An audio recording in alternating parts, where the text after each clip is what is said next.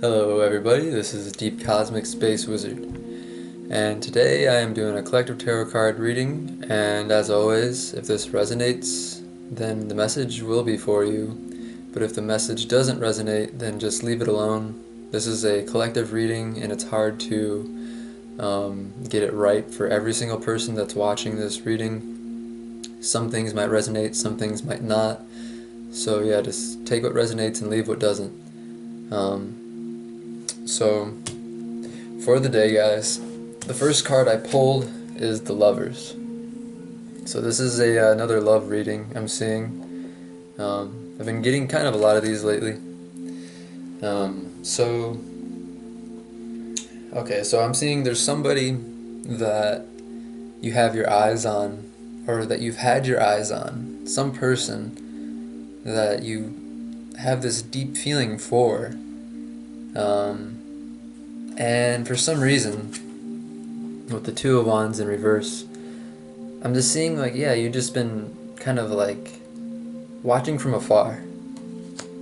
You've been just watching for who knows how long, and just kind of wishing, that this could be your person. But for whatever reason, you've never really taken action on it. And it's always just, been something kind of like, it's like a crush or something that you have, and you never tell the person.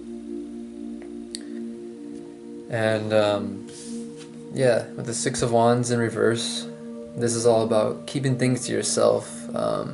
This is normally about public recognition and all this stuff, so this is kind of like, keeping it to yourself. Not expressing this love that you have for somebody. And,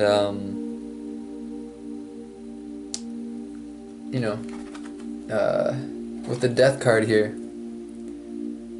I'm seeing that in order for you to get to this person, you need to kill self-limiting beliefs about yourself, and you need to let these fears and these insecurities go away. You need to let go of these things, because these are the things that are actually keeping you back from somebody that could actually be really good for you. I'm seeing this person actually probably has feelings for you too. With the Lovers card, this is mutual feelings. This is a card of divinely orchestrated love. And what's meant for you will always come to you. So don't like freak out. If you feel like, oh no, like it might never work out or something, or this is always just going to be a dream. Some people are just crushes, and that's all they are, and they never become relationships. But like I said, what's meant for you will be meant for you, and I'm seeing this person that you see as that you love is somebody that is most likely meant for you. I'm seeing, for the people who are resonating with this message, this person is for you. So you gotta drop these insecurities and these limiting beliefs and this fear or whatever's keeping you from this person. You gotta let go of these things. And I'm seeing with the Page of Wands in reverse, this is all about redirecting your energy. This is about going on the spiritual path and stuff of this nature. So one way to let go of insecurities and fears and to let go of limiting beliefs is to take up a spiritual practice, something where you can develop techniques and methods, and something that gives you consistency to slowly shift your vibration, from fear, from limiting beliefs to, courage, and to eradication of these insecurities. Because insecurities, the only reason they're there is because we give them power. Deep down, like, and it might seem like they're hard to get rid of, you know, and it takes time sometimes to let go of them. But at the end of the day, we're the ones that are giving our insecurities power. We're the ones that are creating our own self-limiting beliefs. Like, you know, the saying, like, the the most the biggest enemy is yourself.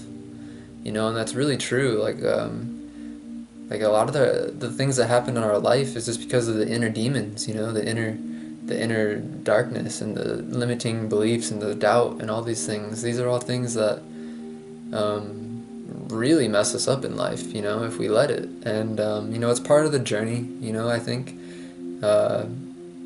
we all probably, I don't think there's nobody that has gone through stuff like this, where we go through self-doubt and all this stuff, and you know, we just got to push through it, and we got to find ways in which we could overcome it or transmute it, you know. So like for me, meditation, like sitting down, and sometimes honestly I'll do it for a long time. You know, I'm not trying to make this about me, but I'm just saying, like, this could be a way to help you, like sitting down and meditating for like an hour, 2 hours, 3 hours, and pushing yourself to do it. You notice a change in your vibration and the way you feel. Like, you feel things inside of you like actually changing, like the way you actually like vibrate, the way you actually experience life feels lighter. It feels freer. It feels like the thoughts in your head kind of go away, and like you feel free from yourself, and it's such a liberating experience, you know. Because like I said, so everybody probably goes through self-doubt. I know everybody does, like at one point in their life, you know, or limiting beliefs, and the thing is, yeah, we just gotta face it, you know. We gotta face it. We gotta look at it, and we gotta own it, and we gotta love it, and transmute it, work with it, and you know, nourish it like a child. Like any feelings that we have, we gotta nourish it like a child. Like if we have hate or anger or fear or insecurities or sadness, we take those feelings and we hold them and we say, hey, I'm here. I hear you. What's wrong? Tell me about it. And we look at it and we listen to it. And it might hurt and it might be really uncomfortable, but when we do this, it heals the inner child, you know. It heals our inner self. So yes, so do the inner work, and you know, give yourself like a time frame. Like maybe set up a plan. Like maybe you know, I don't. There's so many ways to transmute your insecurities. Sometimes it's just about just doing something, you know, that like say for example, when you are like comedians, like when they go up on stage, it's like they get super nervous, but they do it anyways, you know, and over time it goes away. And that's one way to do it. And I think another way is through meditation. That's one of my favorite ways, is to sit with it and to look at it and to be with it. And, you know, if you give yourself like a structured plan, like, okay, I'm going to meditate an hour a day, and you actually stick to it, and you do this for 2 months, 3 months, and it takes time, and it might feel like, oh, I want it to happen faster. But as soon as you get into the feeling of like, I'm changing for the better, and you get into that feeling in the moment, like, I'm working on myself, things are getting easier, I'm getting more confident, I'm getting stronger, I'm getting less and less resistance to myself, and I'm aligning up with what it is I truly want, more and more and more every day, you know. And then it's like you start standing in this better energy, and then it, like, you start enjoying the moment more, and you start having better conversations with people, and you start feeling better about yourself, and you know, and slowly things start shifting. But it's like, but they change right away from within, and that's such a gratifying feeling.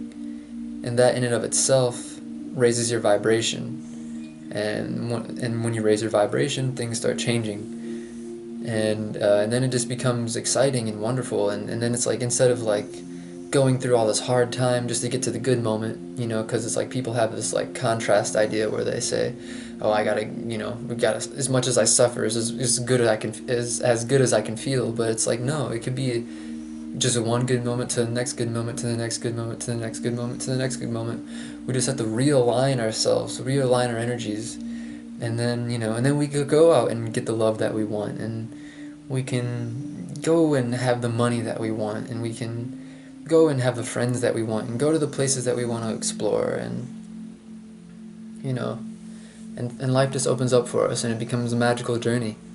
It already is a magical journey, even in when you're not like that, you know. It's just you got to see the negatives as signals, you know. The negatives are just like road signs saying like, hey, don't go this way, like, hey, like this, you know, there's a bump in the road right here, like, move out of the way, you know, like, detour, turn the other way, you know, etc., whatever, you know what I mean? Like, they're all just signals for us to become more aware of what it is that we do want, you know. And then we can keep on going into the negative experience and just driving ourselves into the negative experience, pushing ourselves further and further down into more negativity and self-doubt and depression and like, oh, things aren't working out for me and all this stuff. But, you know, it's like, do you really want that? You know, and the universe will just keep on making it worse and worse for you until the pain becomes so unbearable that you change, you know. And hopefully it's not to the point where, you know, you're suicidal or something, you know. And if that is the case, you guys are free to like call me or text me or whatever on YouTube or my social media, DeepCosmicSpaceWizard at gmail.com. You guys could hit me up, and I'll be more than happy to help you guys, especially if you're in a really dark place. You know, I've been there, and we could change it around. You know, you just gotta believe, and you just gotta start shifting your energy, and things can change for the better. And you don't compare yourself, you know, to others. Don't see what other people have. Don't look at what you don't have, and find things that you do have, and use that and milk it, and milk it as much as you can. And then, you know, you could be happier than the person who has a relationship and $1 billion, you know, if you just know how to feel, if you just know how to do it. And yeah, that's all for today, guys. I'm wishing all of you magical souls peace, love, bliss, success, prosperity, joy, abundance, and namaste.